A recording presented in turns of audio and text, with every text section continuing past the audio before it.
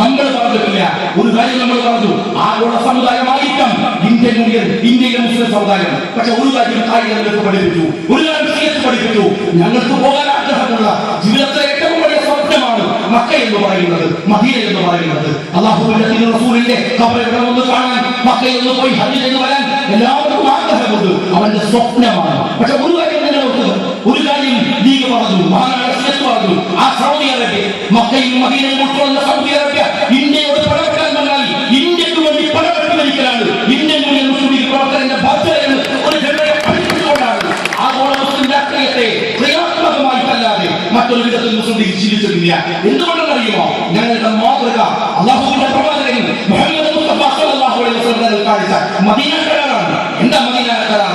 അല്ലാഹുവിന്റെ പ്രവാചകൻ കഅബയുടെ നാട്ടിൽ നിന്ന് അബൂജഹൽ റളിയല്ലാഹു അൻഹുവിനും അബൂ സുഫിയാൻ വന്നപ്പോൾ ബദറിന്റെ മുന്നിൽ മദീനയിലെ ജനങ്ങളുടെ കൂടെ നേരിട്ടവനാണ് അല്ലാഹുവിന്റെ പ്രവാചകൻ. മക്കയുടെ നാട്ടുകാരല്ലേ, അതുകൊണ്ട് അവസരം അന്യായത്തെ അന്ന് സഹിച്ചു പറയാൻ തീരുമാനിച്ചില്ല പ്രവാചകൻ.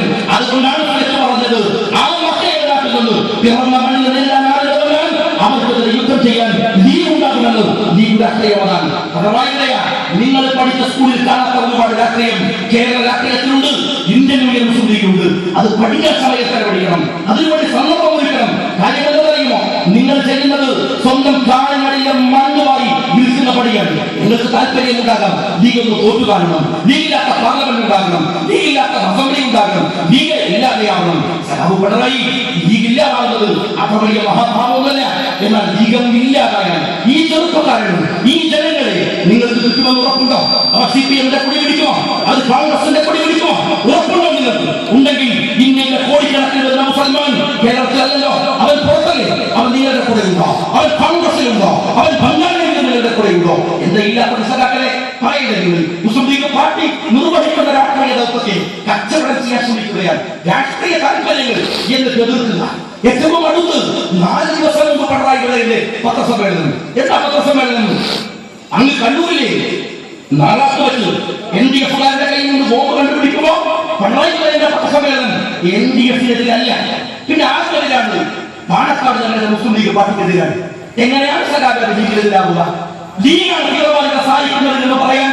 ഇനി മറ്റൊന്ന് ഞാൻ ചോദിക്കട്ടെ, പിണറായി വിജയൻ എങ്ങനെയാണ് NDF-കാരെ എതിർക്കാൻ അവകാശം ഉണ്ടാവുക? ആർക്കും എതിർക്കാനോ, ആർക്കും പറയാനോ, ഏത് രാഷ്ട്രീയക്കാരനും പറയാം, പിണറായി പറയാൻ പറ്റില്ല. കാര്യം എന്താണെന്ന് അറിയുമോ? നാളത്തെ വീട്ടിൽ നിന്ന് കണ്ടെടുത്തത് ബോംബുകളാണ്, കത്തിയാണ്, ആയുധങ്ങളാണ്. കുഴപ്പമില്ല, കുഴപ്പമില്ല, അത് കുഴപ്പം തന്നെയാണ്. എന്നാൽ സഖാവ് പിണറായി വിജയ നിങ്ങളുടെ ബാഗിൽ നിന്ന് കണ്ടെടുത്തത് 5 വെടിയുണ്ടയാണ്. 5 വെടിയുണ്ടയാണ്. ഗുളികല്ല, വെടിയുണ്ട ഗുളികയായിട്ട് കഴിക്കാറില്ല, വിഷമങ്ങളും തിന്നാറില്ല. പിണറായി കരിപ്പൂരിലൊക്കെ വരയ്ക്കാം, കാരണം പിണറായിയുടെ പാർട്ടി കേരളത്തിലെ സുൽത്താന്മാരായിരിക്കാം. പക്ഷേ ചെന്നൈക്ക് വരയ്ക്കാൻ പറ്റില്ല. അതുകൊണ്ട് ഇവിടുന്ന് തെറ്റുണ്ടായില്ല. ബാഗ് നേരെ ചെന്നൈയിലെത്തി. ചെന്നൈയിൽ നിന്ന് പറക്കുന്നത് പിന്നെ സിംഗപ്പൂരിലേക്കാണ്. കാരണം കമ്മ്യൂണിസ്റ്റ് പാർട്ടി ഫുഡായിട്ട് ഉണ്ടാക്കുന്നത് അവിടെയാണല്ലോ. അങ്ങോട്ട് പറക്കൽ ചെന്നൈയിലെത്തിയപ്പോ അവർ ബാഗ് സ്ക്രീൻ ചെയ്തു. ബാഗ് സ്ക്രീൻ ചെയ്തപ്പോ 5 വെടിയുണ്ട കാട്ടുകൊടിക്കുന്നത് അങ്ങനെ ചെന്നൈക്കാർക്ക് പിണറായി വിജയൻ അവരോട് ബാഗ് വെച്ചത് പറഞ്ഞു. ബാഗ് വെച്ചു, 5 വെടിയുണ്ട. 5 വെടിയുണ്ടെങ്കിലും ബാഗിൽ നടക്കുന്ന ഒരു രാഷ്ട്രീയ നേതാവ് കേരളത്തിലുണ്ടോ? പിണറായി അച്യുതാനന്ദനുണ്ടോ? അതല്ലെങ്കിൽ മരിച്ചുപോയ ഏതെങ്കിലും ഒരു രാഷ്ട്രീയ നേതാവ് നിങ്ങൾ ഏതെങ്കിലും ഒരു രാഷ്ട്രീയ നേതാവ്? അത് CPM മാത്രമല്ല, കോൺഗ്രസിന്റെ നേതാവ്, ലീഗിന്റെ നേതാവ്, CPI-യുടെ നേതാവ്, ജനതാ പാർട്ടിയുടെ നേതാവ്, ഏതെങ്കിലും ഒരു നേതാവ് നിങ്ങൾ പറയുമോ? സ്വന്തം ബാഗിൽ 5 വെടിയുണ്ടെങ്കിൽ നടക്കുന്ന പിണറായിയുടെ ബോംബുകളെ കുറിച്ച് സംസാരിക്കാൻ അവകാശമില്ല. എന്നാൽ അങ്ങനെയുമല്ല സംസാരിച്ചത്. പിന്നെന്താ? ലീഗ് രാഷ്ട്രീയ പാർട്ടിയാണത്രേ അവിടെ ഇത്തരം തീവ്രവാദികളെ വളർത്തുന്നത്. ഇത് പറയാൻ എങ്ങനെയാണ് സഖാവ് പിണറായി വിജയൻ നിങ്ങൾക്ക് കഴിയുന്നത്? എങ്ങനെയാണ്? നിങ്ങൾ കണ്ണൂർ ജില്ലയിൽ മാത്രമല്ല, ഇവിടെ ഇന്ന് ഞാൻ വരുമ്പോൾ പോലും അവിടെയുള്ള പല കേസുകളുമായി എന്റെ മണ്ഡലത്തിലെ കാര്യങ്ങളിൽ ബന്ധപ്പെട്ടു. എന്നിട്ട് പലരും വന്നു പറഞ്ഞു, നിങ്ങൾ ഭരിക്കുന്ന സമയത്ത് വിജയം ആവർത്തിക്കുന്നു, 30 ബോംബുകൾ കണ്ടുപിടിച്ചു. ആരൊക്കെ ചോദിക്കരുത്? നിങ്ങൾ പോയി പറ.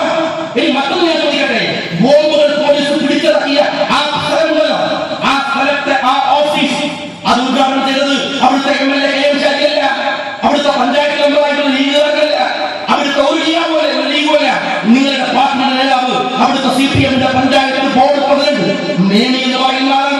നിങ്ങൾ ഉദ്ഘാടനം ചെയ്ത് കൊടുത്ത ഓഫീസ് നിങ്ങൾ നിന്ന് കണ്ടുപിടിച്ച ബോംബുണ്ടാക്കൽ അല്ലേ? എന്നിട്ട്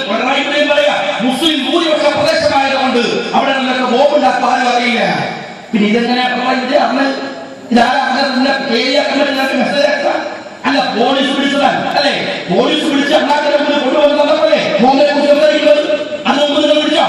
അവിടെ എന്തുകൊണ്ട് ബോംബ് പിടിച്ചു അറിയോ? അത് ഉണ്ടാക്കിയത് മുസ്ലിം ഭൂരിപക്ഷ പ്രദേശത്താണ്. തീർന്നില്ല, നിങ്ങൾ ബോംബ് ഉണ്ടാക്കിയത് ഒരു മുസ്ലിം ലീഗിന്റെ ഭൂരിപക്ഷ പ്രദേശത്താണ്. അതുകൊണ്ട് മാത്രം പിടിച്ചത്. അതിനാണ് CPM കേരളത്തിലാണ് ബോംബ് ഉണ്ടാക്കുന്നത്. ബോംബ് ആരും തീരുമാനത്തിൽ പിടിക്കാൻ പറ്റുള്ളൂ. നിങ്ങൾ ഉണ്ടാക്കിയ ബോംബാണോ അല്ല വേറെ ഉണ്ടാക്കിയ ബോംബാണോ അത് ആദ്യം തീരുമാനിക്കേണ്ടി വരില്ലേ? ഞങ്ങളുടെ നാട്ടിൽ ബോംബ് ഉണ്ടായി, അത് അറിയാൻ നിങ്ങൾക്ക് ഞങ്ങളുടെ കുട്ടികൾ ഉണ്ടാക്കിയതല്ല. അത് മാത്രമല്ല പറയുക. ഫേസ്ബുക്ക് നോക്കിക്കോ, എന്തെങ്കിലും ഒരു കാരണമുണ്ടെങ്കിൽ സകലതും ലീഗിന്റെ തലയിലിടാൻ ലീഗിന്റെ മേൽക്കിട്ടുകാരൻ ഇറങ്ങുന്നില്ലേ? സകല പത്രങ്ങൾ, NDF-ന്റെ പത്രം, രാജ്യത്തിന്റെ സകല പത്രം, CPM-ന്റെ പത്രം, ഫേസ്ബുക്കുകൾ, ഇവിടുത്തെ സോഷ്യൽ മീഡിയകൾ. പക്ഷെ അറിയുന്നത് ഒരു കുട്ടിയും പറഞ്ഞില്ല. 23 പേരെ അറസ്റ്റ് ചെയ്ത് ലോകത്തിലേക്ക് കൊണ്ടുപോകുമ്പോ ഈ പറഞ്ഞുള്ള ഒരുത്തരെങ്കിലും ഏതെങ്കിലും ഒരു ഉമ്മാന്റെ ഇന്ത്യൻ യൂണിയൻ മുസ്ലിം ലീഗുമായി ബന്ധമുണ്ടെന്ന് പറയാൻ ഈ നിമിഷം വരെ നിങ്ങൾക്ക് സാധിച്ചിട്ടില്ലെങ്കിൽ അത് ഞങ്ങളുടെ വിജയമാണ്. ഭൂരിപക്ഷ പ്രദേശത്ത് നിന്ന് ദേശാഭിമാനി പറഞ്ഞ തേജസ് പറഞ്ഞ ആരെങ്കിലും പറഞ്ഞ 21 പേരെ ഒരു മുസ്ലിം ലീഗിന്റെ സ്വാധീനങ്ങളുടെ മേഖലയിൽ നിന്ന് പിടിച്ചു കൊണ്ടുപോകുമ്പോ ഒരൊറ്റ ഒരുക്കൻ ഇന്ത്യൻ യൂണിയൻ മുസ്ലിം ലീഗിന്റെ പച്ചപ്പതാക പിടിക്കുന്നവരില്ല എന്ന് പറഞ്ഞെങ്കിൽ ഞങ്ങളുടെ സർട്ടിഫിക്കറ്റാണത്. അത് ഞങ്ങൾക്ക് ലഭിച്ചതാണ്. ലീഗ് എന്താണെന്ന് നിങ്ങൾ പഠിക്കും. ഞങ്ങളുടെ കുട്ടികൾ അത് ലഭിച്ചില്ല, ഞങ്ങളത് ചെയ്യില്ല. ആളുകൾക്കറിയാം എന്ന് മാത്രമല്ല പിണറായിയുടെയും അതിനുശേഷം എന്നിട്ട് ഞാൻ അദ്ദേഹത്തോട് ആരെങ്കിലൊക്കെ വളർത്തിയത് ഞങ്ങളെ കോട്ടക്കൽ പോലീസ് സ്റ്റേഷൻ ആക്രമിച്ചത് ആരുടെ കാലത്ത്? കൊടിയേരിയും അഭ്യന്തരമന്ത്രിയുടെ കാലത്ത്. കൊടിയേരിയും അഭ്യന്തരമന്ത്രിയുടെ കാലത്ത് ഫസലിനെ കൊന്നത് അത് CPM കൊന്നറിയപ്പോ അത് ഹിന്ദു കലാപമാക്കാൻ ക്ഷേത്രത്തിൽ തൂവല കൊണ്ടുപോയിട്ടത് ആരുടെ കാലത്ത്? ആഭ്യന്തരമന്ത്രി കൊടിയേരി മനുഷ്യരുടെ കാലത്ത്. അന്ന് സ്വന്തം സഹോദരന്റെ ചോര CPM-മായി പങ്കുവെച്ചത് ഈ പറയുന്ന NDF-കാരനാണ്. അല്ലെന്ന് പറയാൻ സാധിക്കുമോ? നിങ്ങളാണ് കച്ചവടക്കാർ. ലീഗിനെ ആ കൂട്ടത്തിൽ കൂട്ടണ്ട. ഞങ്ങൾക്ക് അഭിമാനമുണ്ട്. ഞങ്ങൾ ഈ രാജ്യത്തിന്റെ വർഗീയവാദത്തിനെതിരെ, തീവ്രവാദത്തിനെതിരെ, ഭീകരവാദത്തിനെതിരെ വലിയ വില കൊടുത്തവരാണ് CPM-കാരാ. വലിയ വില കൊടുത്തവർ. ഞങ്ങൾ എന്തെല്ലാം ശ്രമിച്ചിട്ടുണ്ട്. 7 പേരുമായി നിയമസഭയിൽ അകത്തേക്ക് ഞങ്ങൾ പോയിട്ടില്ലേ? മലപ്പുറത്തെ പൊന്നാനി ഞങ്ങൾക്ക് പോയിട്ടില്ലേ? മലപ്പുറം മുനിസിപ്പാലിറ്റി ഞങ്ങൾക്ക് പോയിട്ടില്ലേ? കാസർഗോഡ് മുനിസിപ്പാലിറ്റി ഞങ്ങൾ തോന്നിട്ടില്ലേ? അവിടെയൊക്കെ ഞങ്ങൾ തോറ്റപ്പോ 7 പേരുള്ള നിയമസഭയിൽ നിന്ന് 20 പേരുള്ള നിയമസഭയിലേക്ക് മുസ്ലിം ലീഗ് വന്നു. 20 പേരുള്ള നിയമസഭയിലേക്ക് ഇല്ലേ? ഞങ്ങൾക്ക് വമ്പിച്ച അഭിമാനമില്ല. എന്ത് 20 പേർ എന്ന് പറഞ്ഞാൽ 7 പേരുള്ള കാലം മോശമല്ല. 7 പേരുള്ള കാലവും മോശമല്ല. മലപ്പുറം കോട്ടകാലവും മോശമല്ല. കാസർഗോഡ് കോയകാലവും മോശമല്ല. കേരളത്തിലെ ഒരു പഞ്ചായത്ത് മെമ്പറിലെങ്കിലും ഞങ്ങളുടെ പ്രസ്ഥാനത്തിന് അഭിമാനമുണ്ടെന്ന് അറിയുമോ? ഞങ്ങൾ ഈ രാജ്യത്തിലെ ഒരു വൃത്തികെട്ടവരുടെയും ഒരു തീവ്രവാദികളെയും ഒരൊറ്റ വോട്ട് ജയിക്കപ്പെടുന്നു തോറ്റപ്പെടും വാങ്ങിയിട്ടില്ല. തോറ്റപ്പെടും വാങ്ങിയിട്ടില്ല. ഞങ്ങളെ തോൽപ്പിക്കാൻ ET മുഹമ്മദ് ബഷീർ സാഹിബ് പൊന്നാനിയിൽ മത്സരിക്കുമ്പോ ഇന്നത്തെ പൊന്നാനി ഒരു സ്റ്റേറ്റ് കോൺസ്റ്റിറ്റ്യൂൻസി അല്ല. പരമാവധി പോയാൽ UDF-ന്റെ വോട്ട് 30,000. ആ മണ്ഡലത്തിൽ 50,000 1 ലക്ഷവും പാർലമെന്റിൽ ഒരു വിഷയമല്ലോ. പൊന്നാനി മണ്ഡലത്തിന്റെ കണക്കുകളിലേക്ക് അവിടുത്തെ പൊളിറ്റിക്കൽ വോട്ട് UDF-ന് അനുകൂലം കേവലം ഒരു 30,000-ആണ്.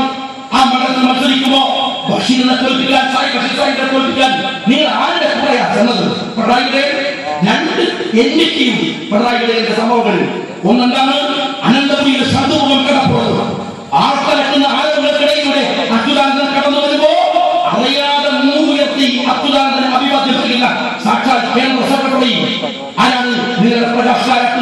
അപ്പൊ ഒരു കസേരയുടെ കൈകളെ പിടിച്ച് സീറ്റമർത്തി പിടിച്ച് ഒരു മുഖം പോലും അച്യുതാനന്ദനെ തിരിക്കാതെ അവസ്ഥയോടെ ഇരിക്കുന്ന പിണറായിയുടെ രൂപം. അതേ പിണറായി രണ്ടാമത്തെ NDT എന്താ കഴിയുമോ? അബ്ദുല്ലാഹ് കടന്നു വരുമ്പോ തന്റെ വേദിയിൽ ഈ സ്റ്റേജിൽ നിന്ന് ഇറങ്ങി താഴെന്ന് മദനിയെ ഭൂമായിട്ട് സ്വീകരിച്ച് വേദിയിലേക്ക് കൊണ്ടുവരുന്ന പിണറായി. എന്തിനു വേണ്ടി? ലീഗിനെ തോൽപ്പിക്കാൻ, ബഷീർ സാഹിബിനെ തോൽപ്പിക്കാൻ മദനിയെ പോയി കൊടുത്തു. അതേ മദനി, ആ മദനിക്ക് മനുഷ്യാവകാശം നൽകണം, വിചാരണ ചെയ്യാത്ത തടവിൽ പാർപ്പിക്കരുത് എന്ന് ഇന്ത്യയുടെ പാർലമെന്റിൽ പറയാൻ അതേ ET മുഹമ്മദ് ബഷീർ എന്ന് പറയുന്ന മുസ്ലിം ലീഗിന്റെ നേതാവ് വേണ്ടി വന്നു. ചികിത്സക്ക് 26 ലക്ഷം മദനി പറയുകയാണ്. ഉമ്മൻചാണ്ടിയുടെ ഫണ്ട് കൊടുത്തത് ഞങ്ങളല്ല. ചികിത്സയുടെ പണം വേണ്ടെന്ന് പറഞ്ഞു ആശുപത്രി. കാരണം മുഖ്യമന്ത്രി പറഞ്ഞതാണ്. ഹൈദരലി ശിഹാബ് തങ്ങളാണ് മുഖ്യമന്ത്രിയോട് പറയുന്നത് നടപടിയെടുക്കണം. കല്യാണത്തിന് വന്നു മദനി. ഒരുപക്ഷെ മദനി രാഷ്ട്രീയ സമ്മതത്തിന്റെ പേരിൽ ജയിലിൽ നിന്ന് പുറത്തിറങ്ങാം. അദ്ദേഹം അന്യായം തെറ്റു ചെയ്തിട്ടില്ലെങ്കിൽ മദനി പുറത്തിറങ്ങട്ടെ. പക്ഷെ പുറത്തിറങ്ങിയാൽ ഞങ്ങൾക്ക് വേണ്ട കടമായി കിട്ടിയ നിങ്ങൾ എന്നെ കൊണ്ടുപോയി പോയിരുന്നു. ഞങ്ങൾക്ക് സാധ്യത വേണ്ട, ഞങ്ങൾക്ക് കച്ചവടത്തിലല്ല, ഞങ്ങൾക്ക് മതനില മനുഷ്യാവകാശം. അതൊരു പ്രശ്നമാണ്. ആ പ്രശ്നത്തിന് കൂടെ ഞങ്ങൾ ഉണ്ടാകുന്നത് ആ കച്ചവടത്തിൽ പിണറായി നടത്തിയാൽ മതി, ലാഭങ്ങൾ എടുത്തോ. ഞങ്ങൾക്ക് വേണ്ട, ഞങ്ങൾക്ക് 20 സീറ്റുള്ളപ്പെടുന്നു, ഞങ്ങളെ തോൽപ്പിക്കാൻ നിങ്ങൾ ശ്രമിക്കപ്പെടും. ഞങ്ങളുടെ നിലപാട് സുതരാം വ്യക്തമാണ്, സംശയം വിചാരിക്കേണ്ട. ഞാൻ പലയിടത്തും പറഞ്ഞൊരു കാര്യമുണ്ട്, ഇവിടെ ഒരു തെരഞ്ഞെടുപ്പിന് ശേഷം ആദ്യമായി വന്നത് കൊണ്ട് മാത്രം ഒരുപാട് പറഞ്ഞത്. ഞാൻ മത്സരിക്കുമ്പോൾ പിണറായി അറിയല്ലോ, തെരഞ്ഞെടുപ്പിന്റെ തലേ ദിവസം എല്ലാവരും വോട്ട് ചോദിക്കുമ്പോ അഭിമതനായ ഹൈദരാബാദ് ഞാൻ സമ്മതം എടുത്തു. തങ്ങൾ എനിക്ക് വോട്ട് വേണമെന്ന് പറയാറില്ല, വോട്ട് വേണ്ടെന്ന് പറയണം. തങ്ങൾ പറഞ്ഞോ, ഞാൻ പറഞ്ഞു, രാജ്യത്തെ ദ്രോഹിക്കുന്ന ഒരുത്തരുടെയും ഒരു ആരോപണക്കാരുടെയും ഒരു NDF-കാരുടെയും വോട്ട് എനിക്ക് ചെയ്യരുതേ എന്ന് തെരഞ്ഞെടുപ്പിന്റെ തലേ ദിവസം പറഞ്ഞിട്ടാണ് ഞാൻ തെരഞ്ഞെടുപ്പ് വോട്ട് എന്നൊന്നും എനിക്ക് ഓർമ്മ, നിങ്ങൾക്കൊക്കെ ഓർമ്മ ഉണ്ടാവുമല്ലോ.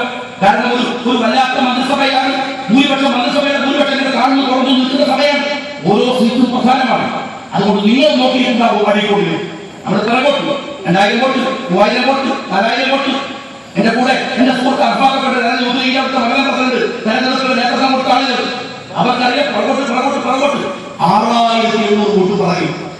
അപ്പൊ എന്റെ തൊട്ടടുത്തുണ്ടായിരുന്ന പ്രകാശമാക്കി ചോളമാലയിലേക്ക് ഉറപ്പിച്ചു. അപ്പുറത്തുണ്ടായിരുന്നത് BJP സ്ഥാനാർത്ഥി, അതിനപ്പുറത്തുണ്ടായിരുന്ന NDF സ്ഥാനാർത്ഥി. 6700 വോട്ടായപ്പോ ഡസ്റ്റിങ്ങനെ മാറ്റി NDF സ്ഥാനാർത്ഥികളെ മുമ്പ് കൂടെ കൊണ്ടുവച്ചു.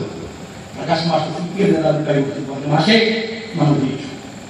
ഞാനിപ്പോ തിരിക്കുന്നുണ്ട്, എന്നെ നോക്കി ഏമാറ്റി എന്നിട്ട് പറയട്ടെ ജയിച്ചു മാഷ് എന്ന് പറയട്ടെ.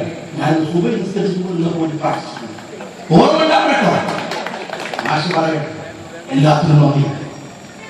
എനിക്ക് NDF സ്ഥാനാർത്ഥി പറഞ്ഞത് സാറിന് എല്ലാത്തിനും നന്ദിയുണ്ട്.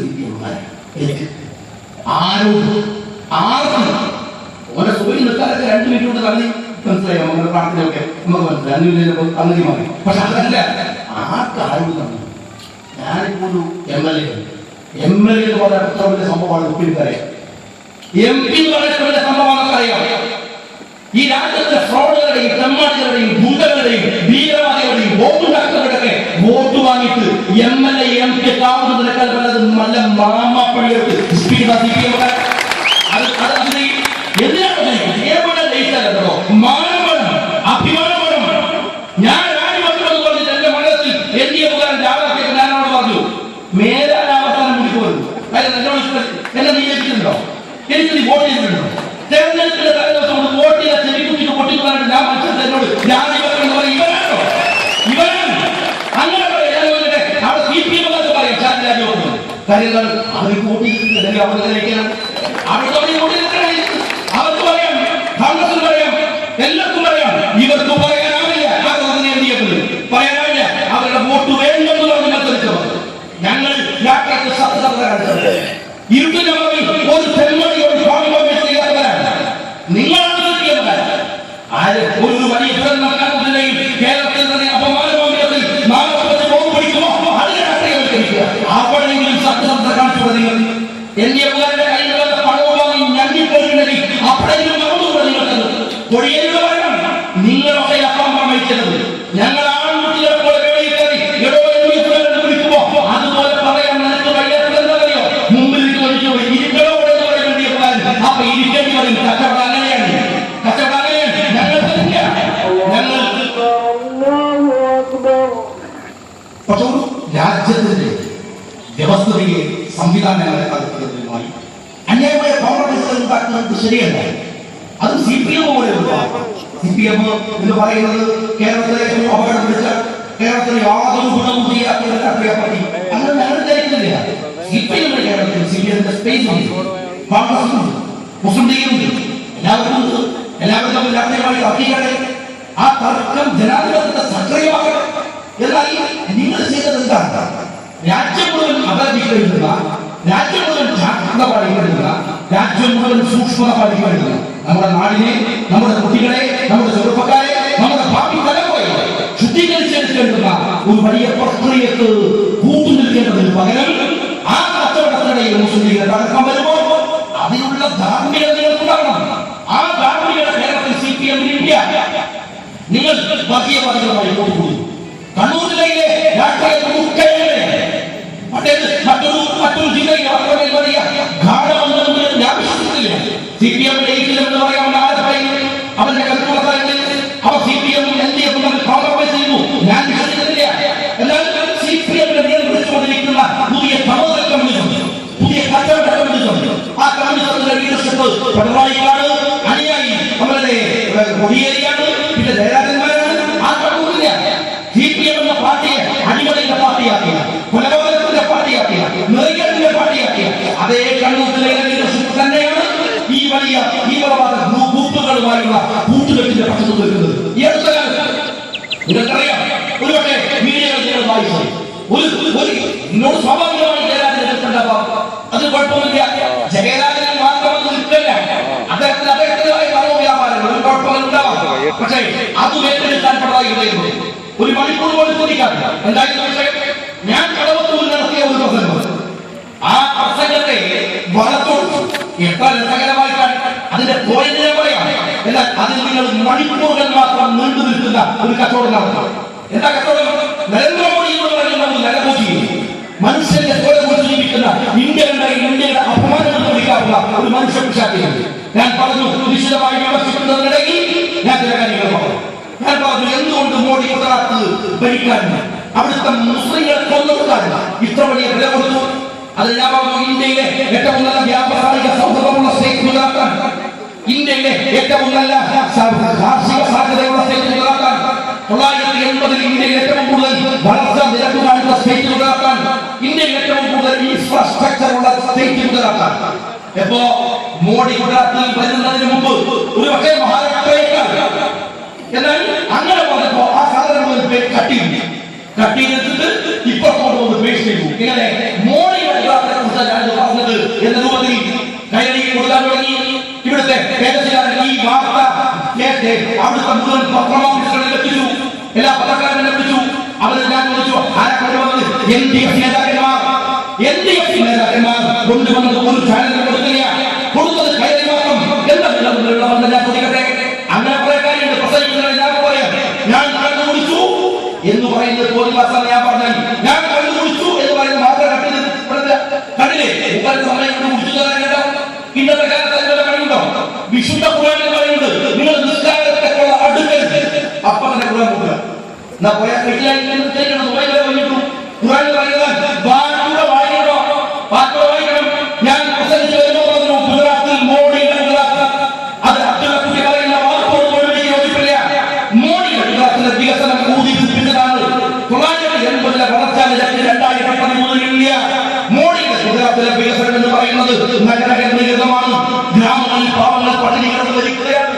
മോഡി എന്നാൽ മോഡി വമ്പൻ പുസ്തകങ്ങളുടെ സാമ്രാജ്യ ശക്തികളുടെ ടാറ്റയുടെ പിണിയാണ് എന്ന് ഞാൻ പറഞ്ഞതിനെ നിങ്ങൾ മാറ്റിമാറ്റും. ഞാൻ പറയാൻ CPM-കാരന്റെ വായിക്കുന്ന ആവുണ്ടെങ്കിലും പിണറായി യാതൊരു സാധ്യതയില്ല. കാരണം കച്ചവടത്തിന്റെ പേരാണ് എങ്ങനെ വായിക്കാൻ എങ്കിൽ വായിച്ചു നോക്കണം. നിങ്ങൾ വൈബ്രന്റ് ഗുജറാത്ത് എന്ന് പറയുന്ന ഒരു ലേഖന സമാഹാരമുണ്ട്. ഊതിവീർപ്പിച്ച ഗുജറാത്തിനെ കുറിച്ച് എഴുതിയ ഒരു ലേഖനമുണ്ട്, വൈബ്രന്റ് ഗുജറാത്ത്. അതിനകത്ത് ഹിസ്റ്ററി എഴുതി, അതിനകത്ത് നിരവധി ആളുകൾ അതിൽ സീതാറാം യെച്ചൂരി ലേഖനം എഴുതി. അയാൾ നീങ്ങേണ്ടതല്ല, സീതാറാം യെച്ചൂരി ലേഖനത്തിൽ പറയുന്നത് ലോകത്തിലെവിടെയും നടക്കുന്ന വർഗീയ, വംശീയ, ജാതീയ കലാപങ്ങളിൽ വർഗം, വംശം, ജാതി, മതം അല്ല പ്രതി. പിന്നെ ആരാ പ്രതി? സാമ്രാജ്യത്വമാണ്, പ്രതി സമ്പത്താണ്, പ്രതി അധികാരമാണ്. ഇതങ്ങനെ ഞാൻ വിശദീകരിച്ചു. അതിന്റെ ചോദ്യത്തിന് മാത്രമായിരുന്നു ഞാൻ ചോദിച്ച ഒരേ ഒരു ചോദ്യം. 5 കൊല്ലക്കാലം ഗുജറാത്ത് ഭരിച്ച മോഡി ആ തെരഞ്ഞെടുപ്പ് കഴിഞ്ഞപ്പോ എന്താ പറയുന്നത്? ഇതാ ഞാൻ ഇത്ര കാലം ഭരിച്ചു, ഈ ഗുജറാത്തിനെ ഞാൻ ഒരു ഹിന്ദു സ്റ്റേറ്റാക്കി മാറ്റിയിരുന്നു. മോഡി പറഞ്ഞില്ലല്ലോ. മോഡി പറഞ്ഞത് കണ്ടോ വ്യവസായം, കണ്ടോ റോഡുകൾ, കണ്ടോ പാലങ്ങളാണ്. ഇതെല്ലാം ചോദിക്കട്ടെ മോഡി, അതിനായി മുസ്ലിങ്ങളെ കൊന്നത്, അവരുടെ ഭാഗീയത പ്രചരിപ്പിച്ചത്, അവർ രാജ്യസഭയിലാണ് പറഞ്ഞത്, ഹിന്ദുക്കൾക്ക് മാത്രമേ ജീവിക്കാൻ അവകാശമുള്ളൂ എന്ന് പറഞ്ഞത് എന്തിനായിരുന്നു? മോഡിക്ക് അധികാരം പിടിച്ചെടുക്കാൻ ഹിന്ദു വർഗീയതയെ ഉപയോഗിച്ചു മോഡി, ഹിന്ദു തീവ്രവാദത്തെ ഉപയോഗിച്ചു മോഡി. ഇന്ത്യ രാജ്യത്തിന്റെ അധികാരം പിടിച്ചെടുക്കാൻ വിനിയോഗിച്ചതുപോലെ രാമരാജ്യം ഉണ്ടാക്കുമെന്ന് പറഞ്ഞതുപോലെ. എന്നാൽ അതേ കോൺഗ്രസിന്റെ പാതയിലെ സാമ്പത്തിക ശാസ്ത്രത്തെ പിന്തുടരുമെന്നു വികസിപ്പിച്ചത് എന്ന് വെച്ചാൽ അധികാരം പിടിക്കാൻ മതം, കച്ചവടം നടത്താൻ മതം, ഈ പറയുന്നവരുടെ മതമില്ല. ഞാൻ പറഞ്ഞു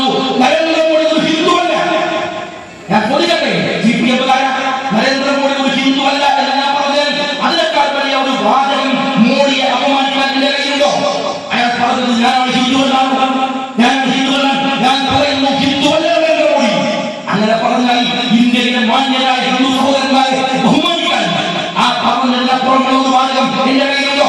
ഞാൻ മോഡിയെ പറഞ്ഞത് എന്തിനാണ് CPM, എന്തിനാണ് LDF? നിങ്ങൾക്ക് ദേഷ്യം വരുന്നത്, ദേഷ്യം വരുന്നതിന്റെ ഉത്തരം വ്യക്തമാണ്. എന്താ കഴിഞ്ഞാൽ മോഡി ഹിന്ദുവല്ല എന്ന് ഞാൻ പറഞ്ഞാൽ, മോഡി ഹിന്ദുക്കൾക്ക് വേണ്ടിയാണ് ഇത് ചെയ്തതെന്ന് ഞാൻ പറഞ്ഞാൽ, രണ്ടാമത് ഞാൻ എന്താ പറയാ, LDF-കാരൻ ബോംബുണ്ടാക്കിയത് മുസ്ലിങ്ങൾക്കല്ല, നാളത്തെ പള്ളിക്കല്ല, അവിടുത്തെ മുസ്ലിം സഹോദരന്മാർക്ക് വേണ്ടിയല്ല എന്ന് ഞാൻ പറയുന്നില്ലേ?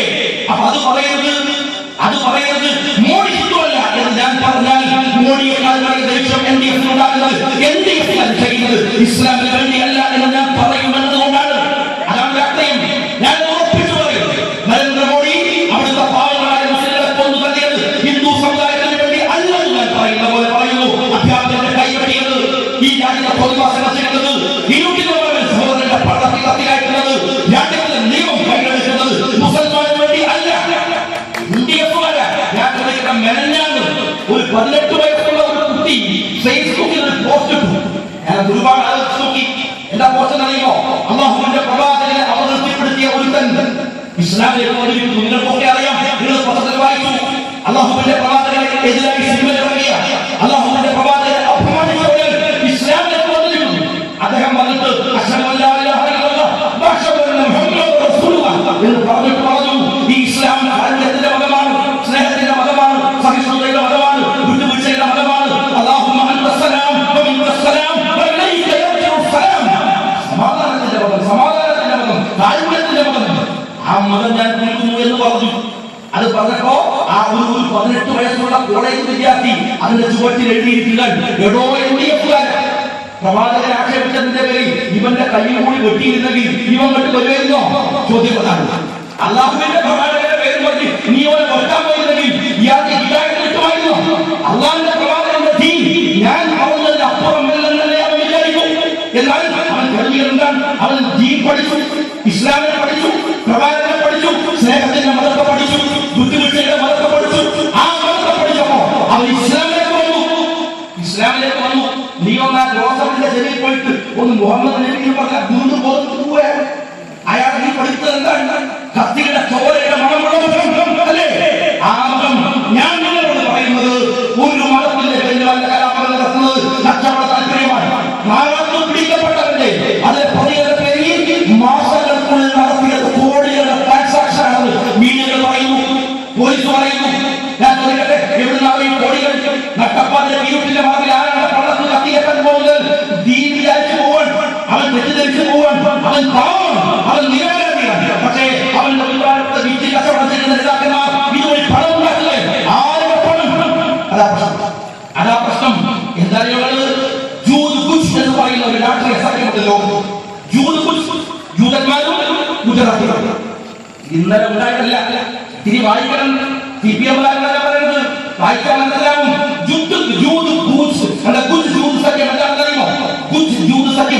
അത് വ്യവസായത്തിന്റെ ശൃംഖലയാണ്.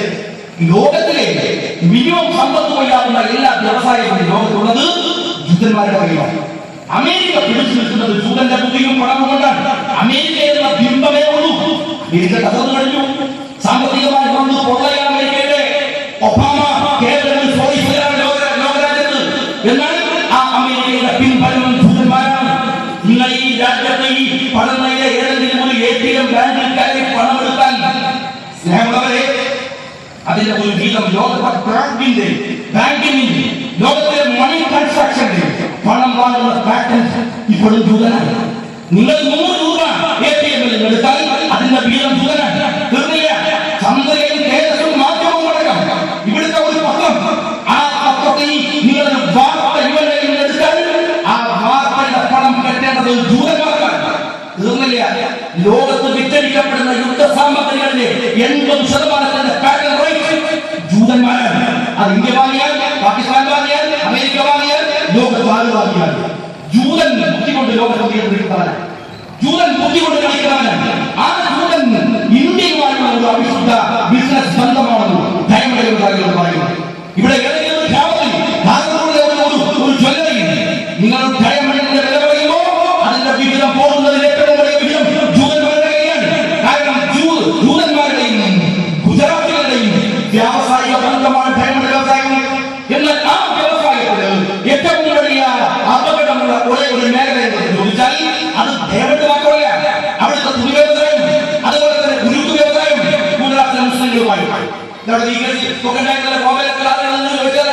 എന്താണെന്ന് വെച്ചാൽ ഗുജറാത്തിലൊക്കെ പോയ അവർ ചെറിയ പെട്ടിപ്പിടിയൊക്കെ പോയിട്ടുണ്ടാവും. അവിടെ കസരത്തിരിക്കും. ഗുജറാത്തിലെ കണ്ടാലും ഏതോ സാധനം. പക്ഷേ വൈകുന്നേരത്തേക്ക് നടത്തുന്ന ബിസിനസ് കോടാനും കോടിയുള്ളതാണ്. അവർ മുസ്ലിങ്ങളുമായി ട്രാൻസാക്ഷൻ ഉണ്ടാക്കില്ല, ഇടപാടുണ്ടാക്കില്ല. ഗുജറാത്തിൽ ഹിന്ദു മുസ്ലിം ബിസിനസ് ബന്ധം എന്നത് മനോഹരമായ ഒന്നായി.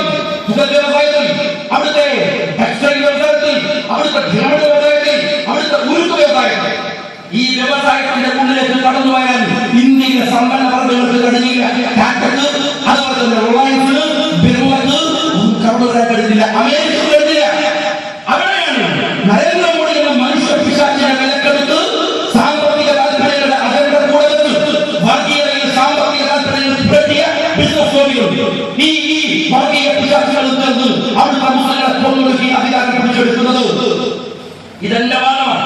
ഈ വാദത്തോട് ഡിബേറ്റ് ചെയ്യാൻ എനിക്കൊരു മടിയില്ല. ഇത് പറഞ്ഞത് നരേന്ദ്രമോദിയെ ന്യായീകരിക്കുന്നു എന്ന് വർത്തമാനം പറഞ്ഞതോട് ഞാൻ ചോദിക്കട്ടെ, പോയപ്പോ ഞാൻ എഴുതിയപ്പോ എനിക്ക് ഒരു മെസ്സേജ് ചോദിച്ചു, ഷാജി എന്തിന് ഗുജറാത്തിനെ കുറിച്ച് പറയുന്നു, എന്തിന് ഭഗൽപൂരിനെ കുറിച്ച് പറയുന്നു? 1980 മുതൽ ഇന്ത്യയിലെ വർഗീയ കലാപം നടന്ന ഭൂമിയിലേക്ക് ഒരു യാത്ര നടത്ത് എന്നിട്ട് പരിശോധിച്ചു. ഭഗൽപൂരിൽ, സൂറത്തിൽ, മീററ്റിൽ അവിടങ്ങളിലൊക്കെ ഇപ്പോൾ വർഗീയതയാണ് ഉള്ളത്, സാമുദായിക സ്പർദ്ധയാണ് ഉള്ളത്, അതോ വമ്പിച്ചു വളരുന്ന വ്യവസായങ്ങളോ? ചോദ്യം എന്റേതല്ല, ഈസ്റ്റേന്റെ ചോദ്യമാണ്. ജാവേദക്കറിന്റെ കമന്റ്, ഇന്ത്യയിലെ വർഗീയ കലാഭൂമികളിൽ വളരുന്നത് വ്യവസായമോ വർഗീയതയോ? എന്ന് ഞാൻ ചോദിക്കട്ടെ, കോയമ്പത്തൂരിലെ വർഗീയ കലാപത്തിന്റെ പറയുന്ന താല്പര്യം ഹിന്ദു സമുദായത്തിന്റെ വളർച്ചയോ ശോഭ ഗ്രൂപ്പിന്റെ തകർച്ചയോ? നിങ്ങൾ പറ, കേരളത്തിലെ തൊട്ടടുത്ത് കോയമ്പത്തൂരിലെ ശോഭ ഗ്രൂപ്പിന്റെ വളർച്ചയെ തകർക്കാനാണ് അവിടെ വർഗീയ കലാപം ഒരുക്കിയത്. ശോഭ തകർന്നപ്പോ, വ്യവസായ ഗ്രൂപ്പ് തകർന്നപ്പോ കോയമ്പത്തൂരിലെ കലാപമുണ്ടോ? ഇനി അതൊന്നും വിട്ടേക്ക് കാസർഗോഡ് ഞാൻ പറയണ്ടല്ലോ. കാസർഗോഡ് അറിയുന്നതിനേക്കാൾ എനിക്ക് ഞാനൊക്കെ പറയാം. മുസ്ലിം യൂണിയന്റെ ഭാരവാഹികളിലേക്ക് ഓരോ കൊല്ലം CPM ഉണ്ടാക്കുന്ന കലാഭൂമിയോട് പോകുന്നത് എനിക്കറിയാം. ഞാനവർക്ക് ഓരോ വർഗീയ കലാപം നിങ്ങൾ നടത്തി കഴിയുമ്പോഴും എന്താ നഷ്ടം വരുന്നത്? ഓരോ ലീഗുകാരുടെ ദൂരങ്ങളും പുറത്തേക്കപ്പെടുക, എല്ലാം കൊണ്ടുപോകുക, കൊന്നും മാറി എന്തിന് ബാക്കിയുടെ ക്ലോസറ്റ് വരെ അടിച്ചു മാറ്റുന്ന CPM അല്ലേ? അത് കാസർഗോഡ്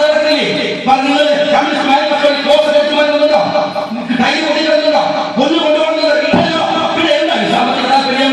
എന്റെ വാദം, ഈ വർഗീയ കലാപങ്ങളുടെ പുറകിലുള്ള അതിന്റെ വർഗീയത മാത്രമല്ല, അതിന്റെ സാമ്പത്തിക അജണ്ടകൾ കൂടെ ചർച്ച ചെയ്യണം. അത് ഞാനായാലും അത് കാസർഗോഡായാലും അത് പറഞ്ഞത് നിങ്ങൾ കോട്ടാണ്. CPM-ന്റെ NDF-കാരൻ അടിച്ചു കൊടുക്കുന്ന പോസ്റ്ററിന്റെ താഴെ CPM-ന്റെ പേര് വെച്ചിട്ട് നിങ്ങൾ ഒട്ടിച്ചാൽ ഈ പോസ്റ്റർ കണ്ടപ്പോ എന്തൊക്കെ പച്ച നുണയാണ്. ഞാൻ പറയാത്ത കാര്യങ്ങൾ അതിനെ പറഞ്ഞപ്പോ എന്നോട് ഒരാൾ എനിക്ക് എന്നുള്ള കാര്യങ്ങൾ പറഞ്ഞിട്ടുണ്ട്. നമ്മൾ എന്താ ചെയ്യേണ്ടത്? ഞാൻ പറഞ്ഞു, അങ്ങനെ പറഞ്ഞിട്ടുണ്ടെങ്കിൽ ഞാൻ പ്രസംഗിച്ച കേസുണ്ടല്ലോ, അതുകൊണ്ട് നമുക്ക് കേസ് കൊടുക്കാം. ഞാൻ വക്കീലെ വിളിച്ചു കേസ് കൊടുക്കാം. ഉടനെ പറഞ്ഞു അതിന്റെ ഒരു ഫോട്ടോ എടുക്കും. അവർ ഒട്ടിച്ച പോസ്റ്ററിന്റെ ഓരോരുത്തർ പെട്ടെന്ന് ഫോട്ടോ എടുത്തിട്ട് മെയിലുകൾ ഞാൻ നോക്കിയപ്പോൾ എന്താണ് കുറെ ഒഴിവാക്കൽ. അടിയിൽ എന്താണ്? അടിയിൽ അടുത്ത പ്രസിഡന്റ് പേരില്ല. പിന്നെ അടുത്ത കേസ് കൊടുക്കും. CPIM അത് കണ്ണൂരാണോ കാസർഗോഡാണോ കാലാവസ്ഥാണോ എവിടെ നിന്നില്ല. അടുത്ത SDPI എവിടെ നിന്നില്ല. പിന്നെ ആർക്കെതിരെ കേസ് കൊടുക്കും, ആരെ പേര് കൊടുക്കും, എന്താണ് എന്താണ് വിചാരിച്ചത്? എന്നെ കൊണ്ട് തന്തല്ലാത്ത കുറച്ച് പോസ്റ്റർ നോക്കിയിട്ട് എന്നെ ഏമാത്തി കളയാമെന്ന് വിചാരിച്ചോ? നിങ്ങൾ കുറച്ച് വിജയിച്ചു അങ്ങനെ പറഞ്ഞാൽ അപ്പൊ ഈ പരിപാടി നിർത്തുമെന്ന് വിചാരിച്ചോ? അതിനൊരു ഒരു പിതാവ് വേണ്ടേ? അടിക്കുന്ന പോസ്റ്റർ വാപ്പ വേണ്ടോ? അത് അടിച്ച പ്രസിന്റെ പേര് വേണ്ടോ? നിങ്ങളുടെ വാദം ശരിയാണെങ്കിൽ നിയമസഭയിൽ ശ്രീരാമകൃഷ്ണനോട് പറയും. ഈ ഗുജറാത്തിൽ ഞാൻ പറഞ്ഞു, ശ്രീരാമകൃഷ്ണ ഞാൻ ആ സഭക്കകത്തുണ്ട്, ഞാൻ ഈ നരേന്ദ്രമോദിയെ പ്രകീർത്തിച്ചു എന്ന് നിങ്ങൾ തെളിയിച്ചാൽ ആ തെളിയിക്കുന്ന നിമിഷം ഞാൻ എന്റെ MLA സ്ഥാനം രാജിവെക്കാൻ തയ്യാറുണ്ടോ? ഞാൻ ചോദിച്ചു. ഇവിടെ കൂടുതൽ മന്ത്രിസഭയല്ലേ? എന്നിട്ട് ഞാൻ തിരിച്ചു ചോദിച്ചു, അതില്ലാന്ന് തെളിയിച്ചാൽ നിങ്ങൾ രാജിവെക്കോ? കൊടിയിൽ രാജിവെക്കോ? ശ്രീരാമകൃഷ്ണൻ രാജിവെക്കോ? ഞാൻ അവരോട് അങ്ങനെ ചോദിച്ചു അറിയും. ഓരോരുത്തർ രാജിവെക്ക MLA സ്ഥാനമുണ്ട്. അവരോട് ചോദിച്ചു, നിങ്ങൾ എന്റെ വാദം, നിങ്ങൾ ആരുടെ കൂടെയാണ് ഈ പ്രചാരണങ്ങൾ നടത്തിയത് എന്നാണ്. നിങ്ങൾ ഈ രാജ്യത്തെ സാമ്രാജ്യവാദികളെ കൂട്ടുകെട്ടാൻ സിറ്റിയവരെ കണ്ണൂരിലെ റബ്ബോയിൽ സ്വീകരിച്ച നിങ്ങൾ ഇല്ലേ? കണ്ണൂരിലെ റബ്ബോയിൽ നിങ്ങൾ സ്വീകരിച്ച നിങ്ങൾ ഗുജറാത്തിലെ മോഡിയേക്കാൾ അപ്പുറമല്ല ചെയ്യുന്നത്. അവിടെ മതത്തിന്റെ പേരിൽ സാമ്രാജ്യത്തെ സ്വീകരിച്ചപ്പോ ഇവിടെ രാഷ്ട്രീയ